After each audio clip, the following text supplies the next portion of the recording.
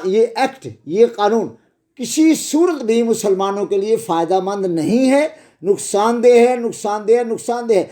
आज अगर बाजार लोगों को अपने नफ्स की खुशी नज़र आती है तो कल तबाहकारियाँ सामने आना शुरू हो जाएंगी। लिहाजा मैं बर वक्त कहता हूँ मोहम्मद अरशदुल कादरी कि आप इस लॉ को कतल कबूल ना करें, इसकी मुखालफत करें, इसके खिलाफ रद्द अमल का इजहार करें। उलमा भी, मशाइख भी, नात खान भी, साहिब ज़बान भी इसके खिलाफ बात करें ताकि पूरी उम्मत इसको अपने अहबाब के यहाँ किसी सूरत भी किसी जाविये से कबूलियत के मकाम तक ना जाने दें।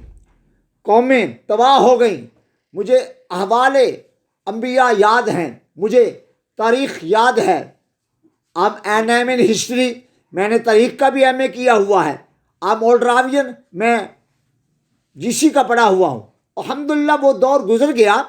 मैंने उस दौर में भी अपने आप को इसी तरह का रखा जिस तरह का आज हूँ। अल्हम्दुलिल्लाह इंसान को अपने अल्लाह और अपने प्यारे नबी के हुक्म के ताबे रहना चाहिए, उसमें ही फ़ायदा है, उसमें ही फ़ायदा है। बहुत सारी कौमें तबाह हो गई। कौम लूत का आज नामो निशान नहीं मिलता। लिहाजा किसी सूरत भी ये एक्ट, यानी ये जो ट्रांसजेंडर एक्ट है, ये फ़ायदेमंद नहीं है, मुसलमानों के लिए नुकसानदेह है। उलमा अपनी ड्यूटियाँ पूरी करें, अपना फ़रीज़ा अदा करें, इंशाअल्लाह ताला खैरी होगी। और इस एक्ट की किसी सूरत भी पाकिस्तानी कौम क्या पूरी दुनिया के मुसलमानों के लिए इसमें कोई फ़ायदा नहीं है, नुकसान है। बाद नुकसान वो हैं जो अभी मुज़मिर हैं, छुपे हुए हैं, बाद में ज़ाहिर हो जाएंगे।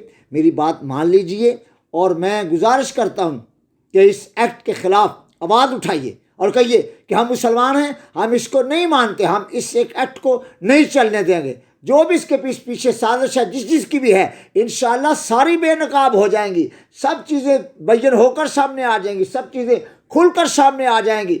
आप ये यकीन कर लें कि जो कुछ अल्लाह ने फरमाया वो हक़ है, जो कुछ अल्लाह के रसूल की ज़बान मुबारक से निकला वो बार हक़ है, उसी के मुताबिक अमल करना चाहिए और यही हमारे लिए फ़ायदा मंद है।